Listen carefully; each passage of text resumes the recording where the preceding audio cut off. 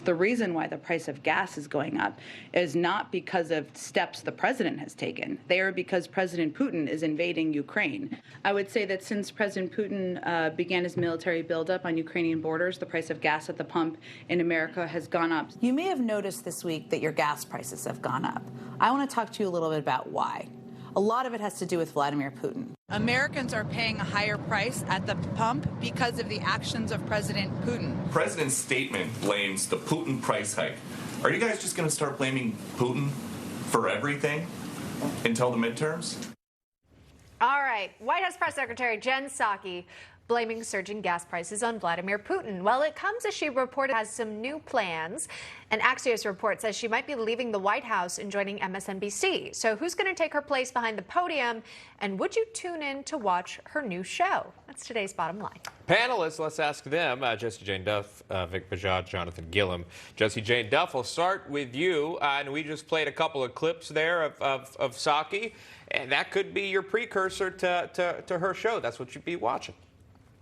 I expect that she's going to do quite well after leaving the White House, and many people may be upset hearing me say this, but she does a phenomenal job presenting the Democratic narrative and presenting a narrative that protects this White House from any blame.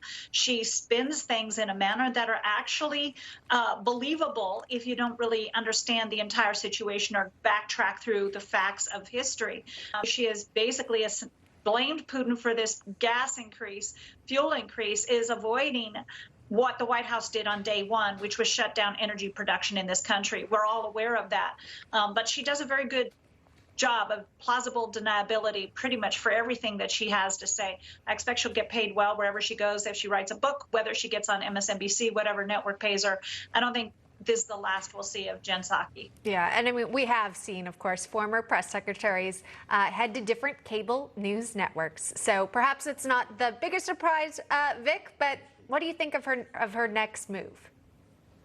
Well, I think we have to take the bag of goods she will take with. I think she's unlikable to a lot of people because when she responds to good questions from good journalists, asking questions and asking for answers that we want to know as citizens dealing with these issues now in the United States, she's very crass. She bites back and she yells and demeans in a very real way these journalists. Now, the advantage she will have at any other network is she's not going to have to take live questions. So in that regard, she may be more likable, but I think the bag of goods she brings with her, along with the lack of credibility and the lack of open-mindedness and having good dialogue with journalists, will hamper her ability to be successful and have any indicia of credibility while on air. I got just 30 seconds for you, Jonathan, but who takes her place if this Axios report is true?